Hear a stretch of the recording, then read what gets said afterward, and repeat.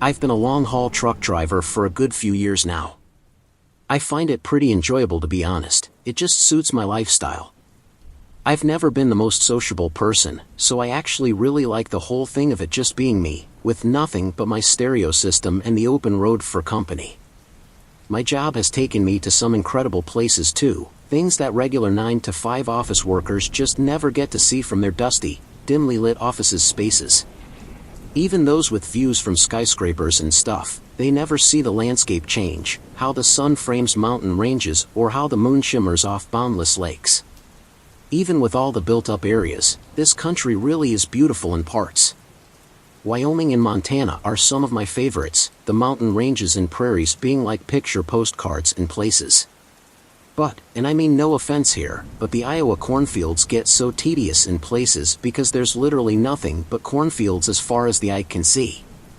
However, my least favorite place to drive in the entire country had to be Louisiana. Again, I mean absolutely no offense to any native sons of the Bayou State. I've had some of the best fried catfish I've ever tasted in little roadside diners while rolling through that place. But there's something inherently creepy about Louisiana too. Maybe it's just the humidity, the gators, or the way the Cajuns can just switch from English to French on a dime, and shut you right out of a conversation. The whole southern hospitality is as real as I'm surely breathing, and I really have met some of the nicest, most generous people in the entire country down in Louisiana. I'm talking the kind of people that would give you their last dollar, or the shirt off their backs. But I guess it's just a place of extremes, because I also met some of the least welcoming, and quite frankly, most terrifying people I've ever met in my whole life down there. And this here is the story of one of those encounters, one that still keeps me up at night sometimes, and that takes a few glasses of vodka just to shut the memories out. So this one time, I'm rolling along this highway late in the evening, way behind schedule on a shipment due in Dallas, Texas. The tight timing meant it looked like I was going to have to pull another brutal all-nighter to get my load to the depot on time. But if that was going to be the case, I'd have to stop at some roadside crawfish shack to fill up on greasy food and coffee so I had the energy to keep going. So I turned my truck off the road at the first place I saw, this place with a glowing luminous sign that flashed with half the letters missing, but it was all I needed to see. Rustin Crawfish Shack the place was called, and it was little more than a collection of sheet metal shacks at the side of the road. But hell, those are the kind of places where some Cajun mama bear has been making the same delicious po' boys for the last 30 years, and God, I just love what those people can do with a few shrimp and a slice of lemon. So I order up my food, get it to order, and then sit outside to wolf it down before I get back on the road, when some older black guy comes up to ask me where I'm from. He was pretty friendly, and I don't mean to be judgmental here, but he had a very, very unusual appearance. He dressed normally, had closed-cropped hair, but he was very, very skinny, like unnaturally skinny, like he was just skin and bones with no muscle keeping his body upright whatsoever. I tell him up north originally, but that I'm based in Arkansas for my job, and we start just casually talking about the area and its history. He was a nice enough guy, but I had to excuse myself, telling him if I didn't get this load to the Dallas depot on time, that I'd be in a whole world trouble. It's the kind of thing that guys lose their jobs over, so I could not afford to play fast and loose with my timing. And in my case, the risk was extra high, since I had a high-value load of electronics, new TVs and such, and every day a delivery is late, the depot can fine a trucking company and dramatically lower their bottom line. He puzzles the thought over for a moment, then told me he thought he could help me out, and to wait there for a moment while he fetched something from a back room of the shack. At first I thought it was going to be some pills that would keep me extra wired all night, but what he brought out of that crawfish shack was something that sends chills through me, even thinking about it today. The guy returned with a piece of cypress wood in his hand, like a bare piece, looking like it had been freshly cut from a tree. He had me follow him over to my truck, out of sight of the rest of the crowd that was gathering outside of the shack. Once we were alone, he pulls out this huge knife, and tells me to carve my name into the wood, my full name, or it won't work. I was just about to ask him what it was, when he shushes me, hands me the knife, then tells me to obey. The blade looks jagged and slightly bent, like it's been home forged or something. That was creepy enough on its own, but it was only when I take the knife from his hand do I see what the handle is made of. Y'all ever heard of a jawbone knife?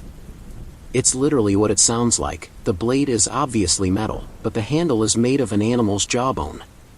Some places it can be made of a bear or cougar's jaw, with the teeth kind of blunted so they don't rip your fingers up. Sounds weird, but they actually make for great grip, and they were actually really popular back in the old frontier days. But this jawbone knife that he passed me was different. There was something horribly familiar about the shape and size of the teeth, the way only one of them was pointed, while the others were flat or jaggedly cupped. I thought it might have been a pig's jaw at first, but the actual jawline was way too thin for that. And it was with terror in my heart that I finally realized what I was looking at. It was human. That jaw had once belonged to a human being. I thought to say something, to ask him where the hell he's gotten his hands on such thing. I mean, I wanted to shove him away and throw his wooden board right back at him. But I'm telling you, when a guy has handed you a knife that you strongly suspect is made from a goddamn human jawbone, you ain't nothing but polite to him. So, I did as I was asked. I carved my name into the wood, then handed him back the knife, all while he seemed to take an immense amount of pleasure in knowing how afraid I was. He then tells me that he's going to bury the piece of wood out in the bayou somewhere, and that once he'd done that, I'd get to Dallas with my load on time, and that I wouldn't have to worry about a thing. So, long story short, I did get to Dallas on time. I was wide awake for the entire journey, made every exit and turn just like I was supposed to. But I was only so focused on the journey ahead because I wanted to keep the thoughts of where that knife had come from out of my mind. So, I suppose, in a manner of speaking, the little ritual did work. Maybe not in the way he had intended it to, where some weird bayou spirits had taken care of me for the remainder of my journey, but it was the thing that spurred me on to get the hell away from that crawfish shack and to my destination on time.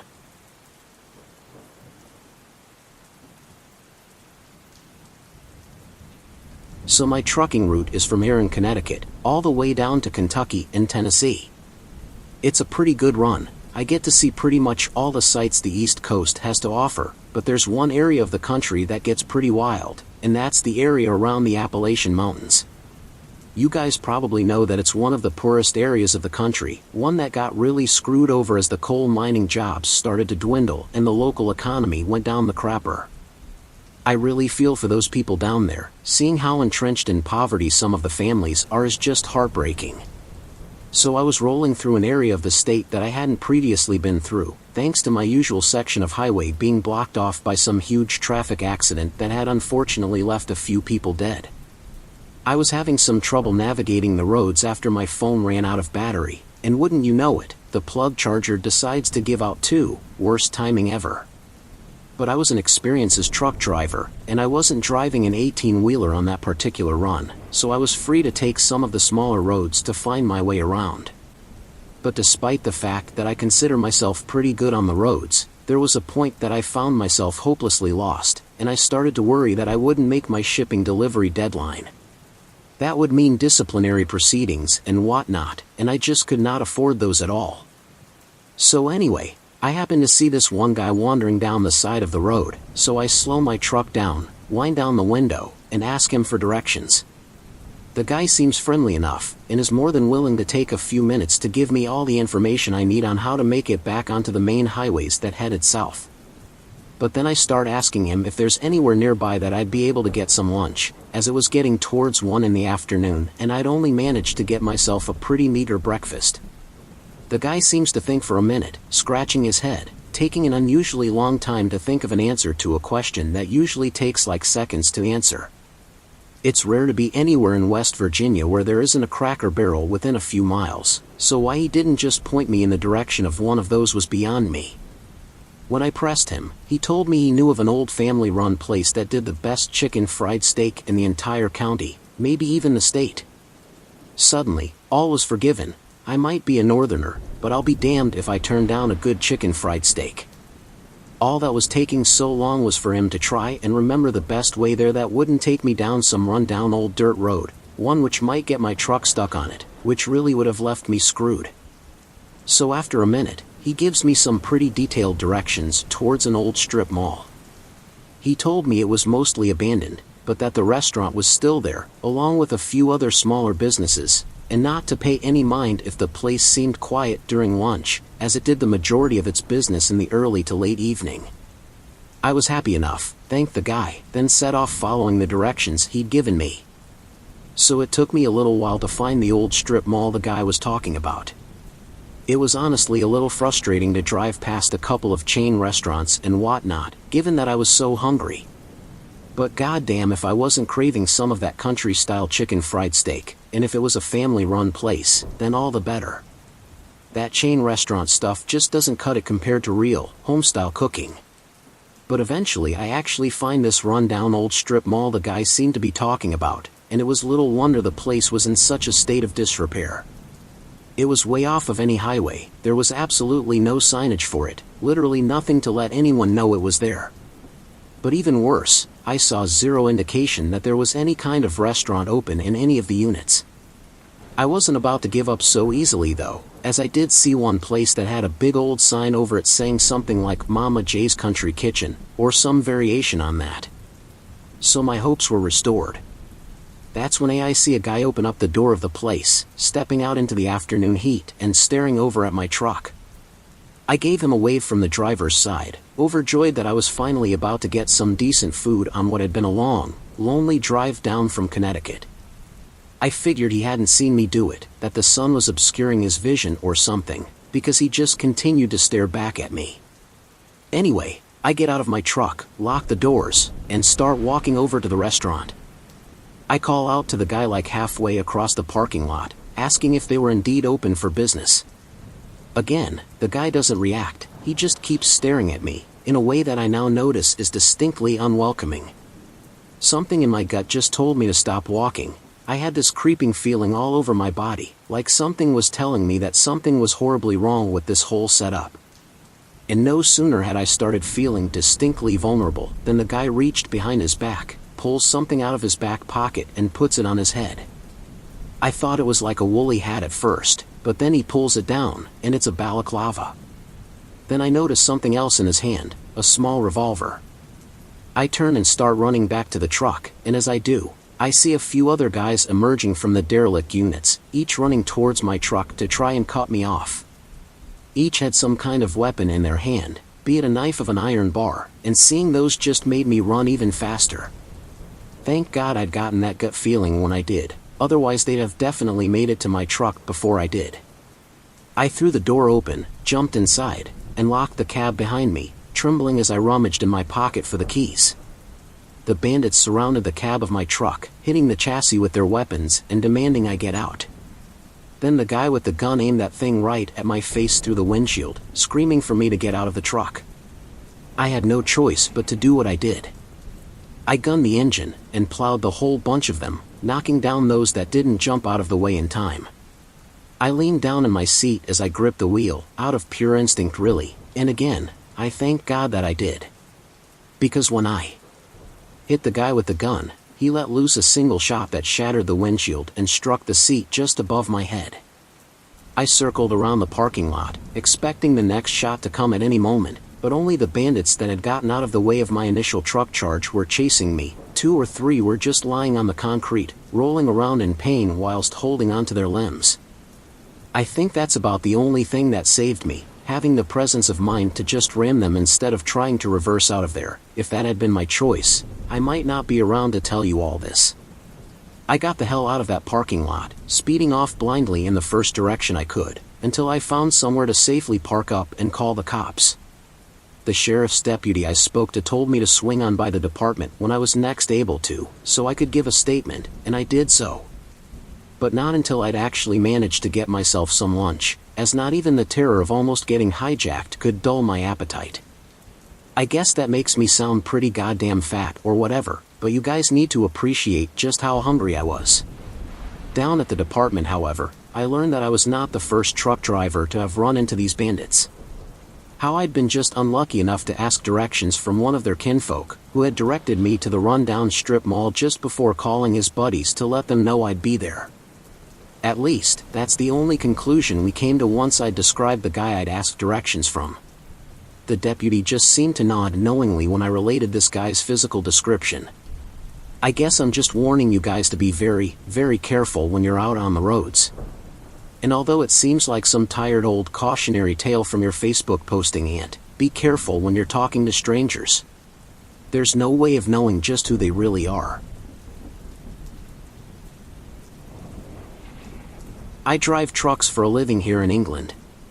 It was one of the only jobs I could pretty much just walk into after being medically discharged from the Army, the Royal Logistics Corps to be specific, with some pretty intense back problems.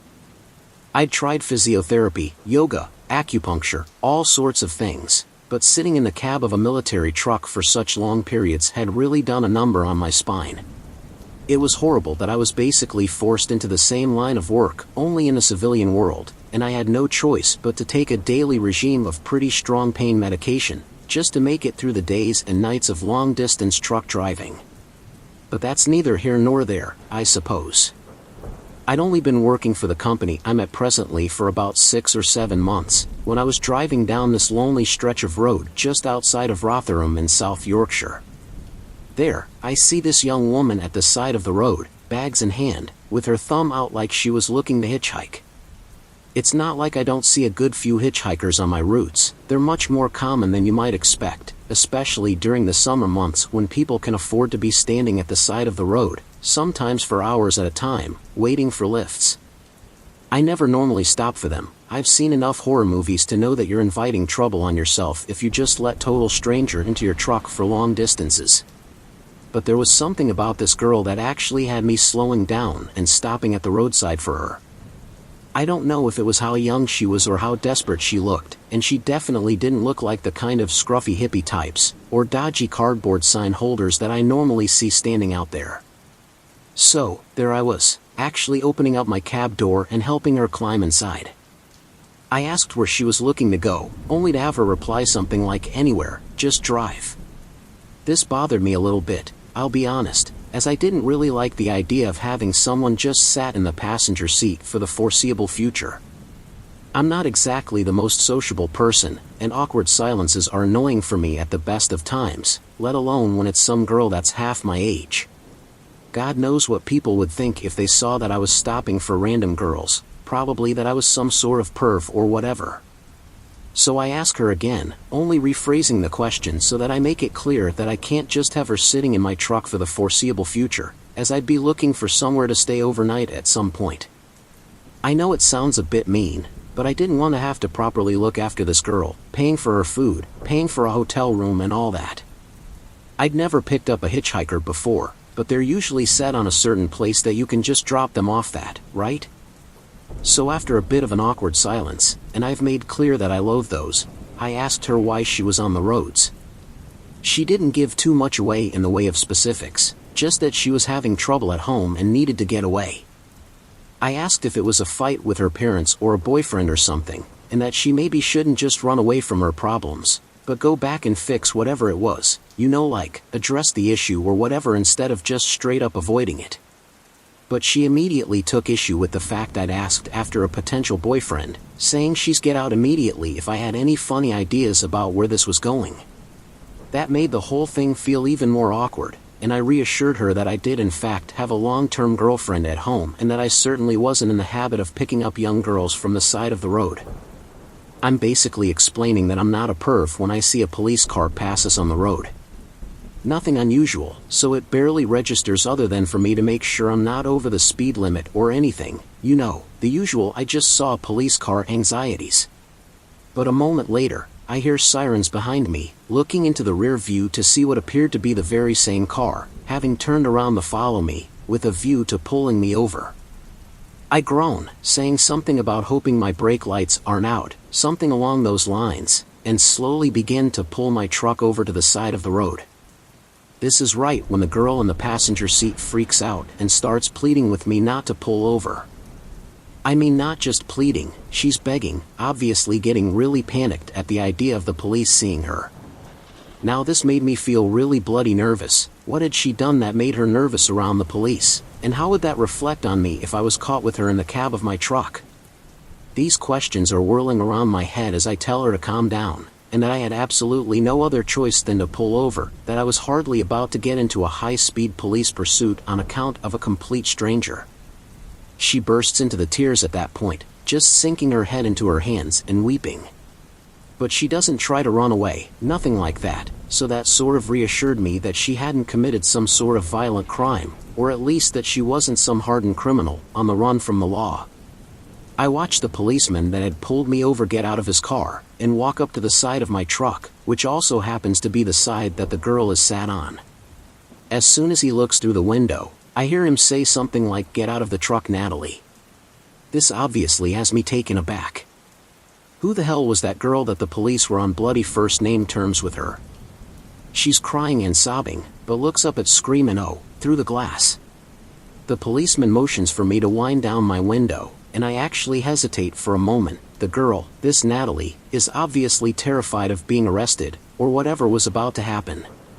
The policeman then says something over his radio, something I didn't catch because of the glass in the way, so in order to better hear what he's saying, I start winding the window down.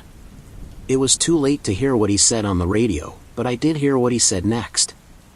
"Your parents called again, Natalie. They're tired of you running away like this, and quite frankly, I'm tired of having to come and fetch you every time this happens." I suppose I knew all I needed to from what he's just said then, but I looked on in a kind of grim fascination at what unfolded next. "They're not my parents. Why won't any of you understand that?" The girl started to scream. "Every time you drag me back there, they do worse and worse things to me and call it punishment. They say it's for my own good, but it's not at all." She then turns to me, pulling up her sleeve and showing me all kinds of burns and scars up her arm, ones that were so pronounced and gross that I recoiled in disgust and horror. "Please, I'm begging you, don't let them take me back. I'll do anything. Just please don't let them take me again." What was I supposed to do? Drive off with this girl and get chased by the police? She could have been mentally ill or something, severely delusional with a self-harm problem, and I'm just going to drive her off into the middle of nowhere so she can run away from her care home or something? Besides, I was terrified, absolutely terrified. Police backup arrived, and when there was enough of them, they dragged the girl out of my truck, kicking and screaming, before they threw her in the back of a police car and drove away. I tried to ask one of the police what the hell had just happened, and I expected to get an answer along the lines of one of my previous suspicions. But they actually just waved me away, told me it was none of my businesses, and that I shouldn't have been picking up young women from the side of the road anyway. I still don't know what happened to that girl, and I hope she's gotten the treatment she needs. But part of me wonders if I'd helped prolong some horrible cycle of abuse, one in which the actual police were complicit.